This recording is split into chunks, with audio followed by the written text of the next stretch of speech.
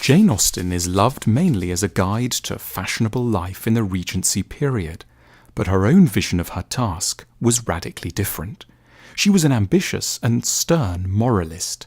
She was acutely conscious of human failings and wanted through her novels to make people less selfish and more reasonable, more dignified and sensitive to the needs of others.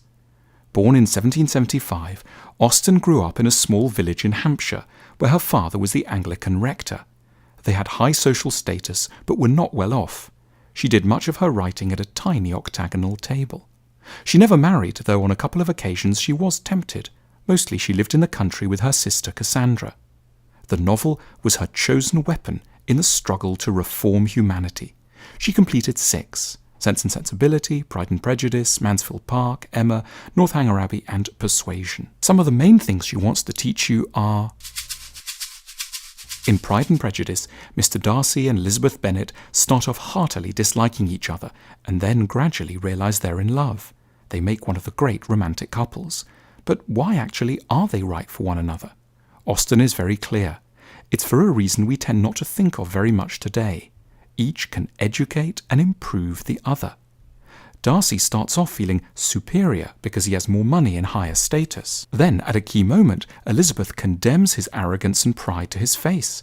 It sounds offensive, but later he admits, "Your reproof, so well applied, I shall never forget. You taught me a lesson, hard indeed at first, but most advantageous. By you I was properly humbled."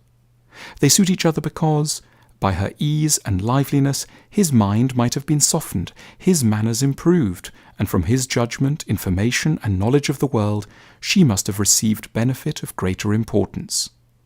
In other words, they balance each other out. We tend to think of love as liking someone for who they are already, total acceptance. But Austen is saying that the right person has got to be able to help us overcome our failings and become more mature, honest, and kind, and we need to do something similar for them. Darcy and Elizabeth improve one another, and then the novelist lets them get engaged. The story rewards them because they have developed well.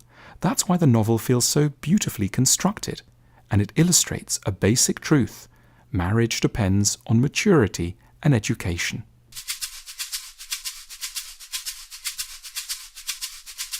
Mansfield Park starts when quiet, shy Fanny Price goes to live with her much richer cousins, the Bertrams. In social terms, the Bertrams are stars and Fanny is a very minor character indeed. But Austen judges by a completely different standard. She exchanges the normal lens through which people are viewed in society, a lens which magnifies wealth and power, for a moral lens which magnifies qualities of character. Certainly Fanny has no elegant dresses or money and can't speak French, but by the end of Mansfield Park she is revealed as the noble one, while the Bertrams, despite their titles and accomplishments, have fallen into moral confusion. Austen is quite frank about money. In Pride and Prejudice, she explains that Mr. Bingley has an income of £4,000 a year. That's rather a lot, while Darcy has more than twice that. Rather than feeling it's impolite to discuss money, Austen thinks it's an eminently suitable topic for highbrow literature, because how we handle our finances has a huge effect on our lives. She takes aim at 2 big mistakes people make around money. The first is to get over-impressed by it. In Mansfield Park, Julia Bertram gets married to Mr. Rushworth, the richest character in all of Austen's novels, but they are miserable together and their marriage rapidly falls apart. But equally, Austen is convinced that it's a serious error to get married without enough money. At one point in Sense and Sensibility, it looks like Eleanor Dashwood and Edward Ferrars, who are otherwise well-suited, won't be able to get married. She writes, "They were neither of them quite enough in love to think that £350 a year would supply them with the comforts of life." Eleanor takes the view that wealth has much to do with happiness, though by wealth she doesn't mean great luxury, just enough to live carefully in moderate comfort. And Austen agrees. Marriage without a reasonable economic basis is just a folly. Austen is showing us an elusive but crucial attitude. Money is in some ways extremely important and in other ways unimportant. We can't just be for it or against it. In Emma, the heroine, Emma herself, takes Harriet Smith, a pretty girl from the village, under her wing. She wants to make her an impressive match with a smart vicar. Swept away by Emma's excessive praise, Harriet turns down an offer of marriage from a farmer because she thinks now that he's not good enough, though in fact he is good-hearted and quietly prosperous. Then the vicar turns out to be horrified at Emma's idea, and Harriet has her heart broken. The underlying point is serious. Emma is unwittingly but cruelly snobbish. She's devoted to the wrong kind of hierarchy. The farmer is essentially a better person than the vicar, but social conventions and manners make it easy to ignore this. Jane Austen is careful to give this fault to Emma, who is in many ways an enchanting character. In other words, Jane Austen doesn't mock snobbery as the behaviour of ghastly and contemptible people. Instead, she regards the snob with pity, as someone who's in need of instruction, guidance and reform, as we all are in our own way.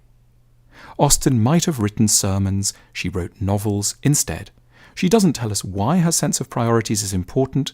Instead, she shows us in a story which will also make us laugh, which can grip us enough that we want to finish supper early to read on.